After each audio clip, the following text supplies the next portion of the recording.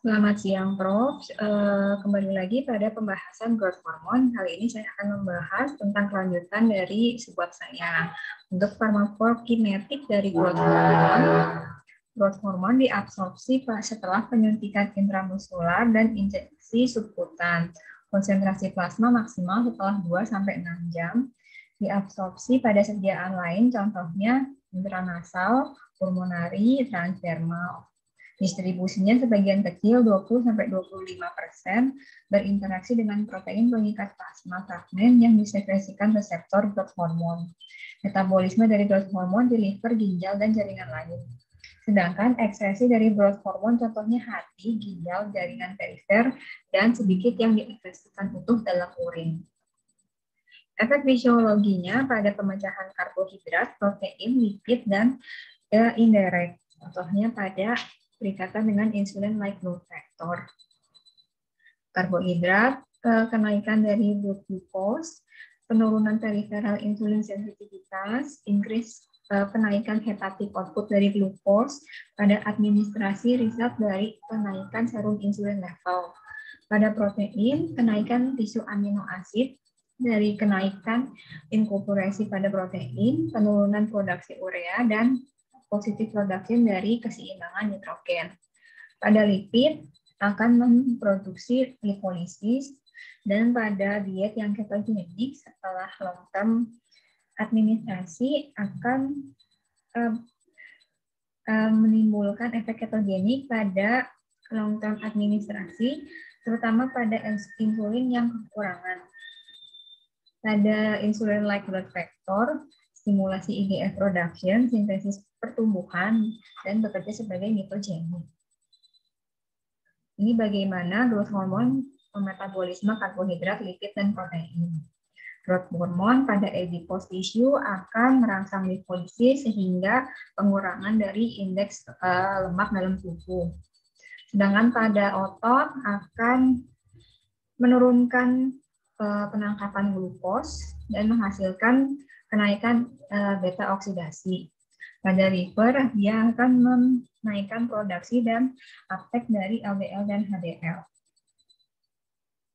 Sedangkan efek IGF-1 pada metabolisme karbohidrat, lipid, dan protein, pada adipose tissue, dia akan preadiposit yang menginduksi diferensiasi, pada otot menstimulasi sintesis protein, stimulasi uptake dari glukos. Sedangkan pada liver, dia akan menurunkan produksi dari hepatic glukos. Sejauh ini, FDA menyetujui growth hormone ini dalam nama-nama seperti di bawah ini. Contoh genotropin, umatrop, nortolipin, nutropin, nutropin AQ, nutropin EQ, season, omnitrop, serostin, somaton, dan sortif. Indikasinya bisa menjadi dua pada dewasa dan anak-anak. Pada anak, pada saat growth hormonnya defisiensi, pada sindrom Turner, sindrom Prader-Willi syndrome, idiopathic short stature, haploinsufisiensi dari gen SHOX, dan sindrom Noonan. Pada dewasa, pada saat defisiensi growth hormone, ataupun pada kondisi katabolik pada HIV dan AIDS, ataupun pada sindrom short bowel syndrome.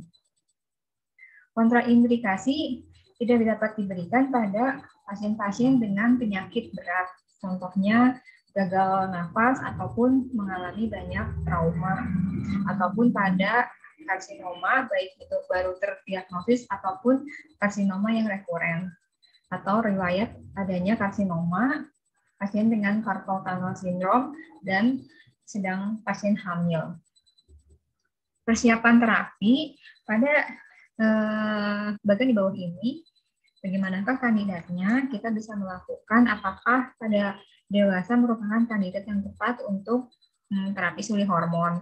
Apabila pasien merupakan defek genetik, mempunyai malformasi kongenital, ada pituitari tumor, mengalami trauma, sindrom sesang, ataupun penyakit yang infiltrasi dengan IGF-1-nya lebih dari sama dengan 2,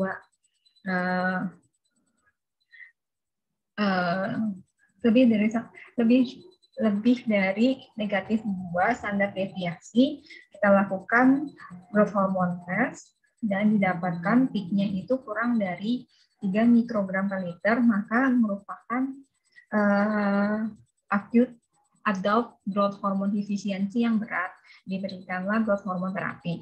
Atau saat IGF-1 kurang dari sama dengan negatif 2 dari standar deviasi, bisa langsung diberikan terapi dari growth hormone. Namun apabila pasien tersebut merupakan kandidatnya didapatkan hanya sedikit, misalnya idiopatik atau isolated dari diagnosis dari stimulasi tes selama masa anak-anak, tidak didapatkan, kita dapat melakukan tes IGF-1 dan growth hormone test. Apabila keduanya normal, maka tidak perlu diberikan. Apabila salah satu tes positif, maka kemungkinan besar merupakan parsial dan kita mengonsulkan ke sejawat yang lebih mengetahui. Apabila keduanya abnormal, maka merupakan kandidat untuk growth hormone terapi. Ini bagaimana caranya untuk pemberian. Dan untuk dosis terapinya, kita memberikan dari level paling rendah dan akan meningkat apabila gejala yang kita ingin perbaiki belum tercapai. Pada saat usia pasien kurang dari 30 tahun, maka bisa memberikan starting dose-nya 0,4 sampai 0,5 mg per hari. Apabila usia pasien 30 sampai 60 tahun, maka dapat diberikan dosis 0,2 sampai 0,3 mg per hari. Dan apabila pasiennya lebih dari 60 tahun, maka diberikan dosis 0,1 sampai 0,2 mg per hari. Dan ada beberapa faktor yang mempengaruhi dosis tersebut. Kenaikan dosis dari growth hormone pada pasien yang muda, serum IGF-1 levelnya rendah, ada ditambah dengan oral estrogen, ataupun perubahan transdermal menjadi oral estrogen, atau dia menginduksi lipolisis. Sedangkan penurunan dari growth hormone dosis pada pasien tua, IGF-1 levelnya meninggi, oral estrogennya discontinue, atau kan perubahan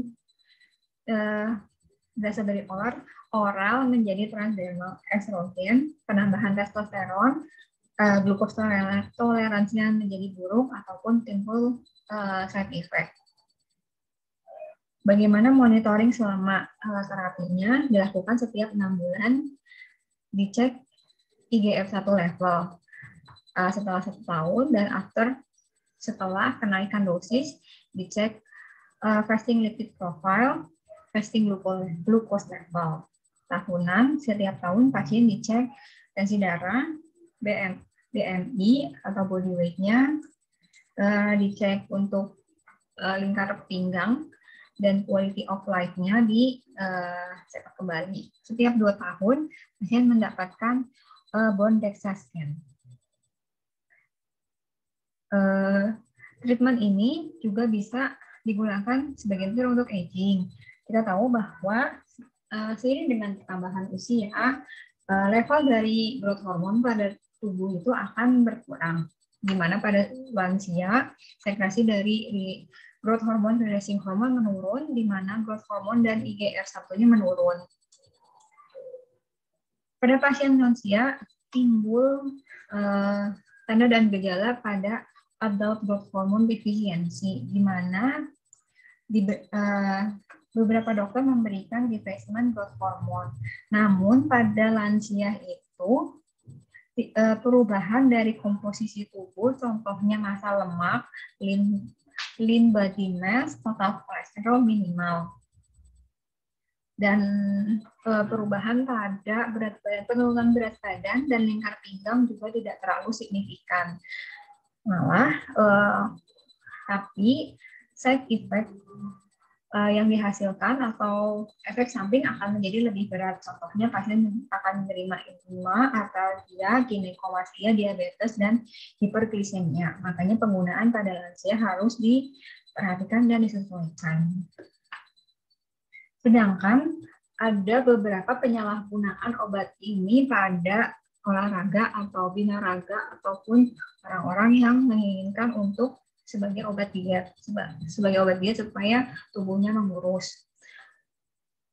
Contohnya pada komposisi tubuh yang diinginkan adalah massa lemaknya berkurang, visceral fat berkurang, lean body mass juga meningkat.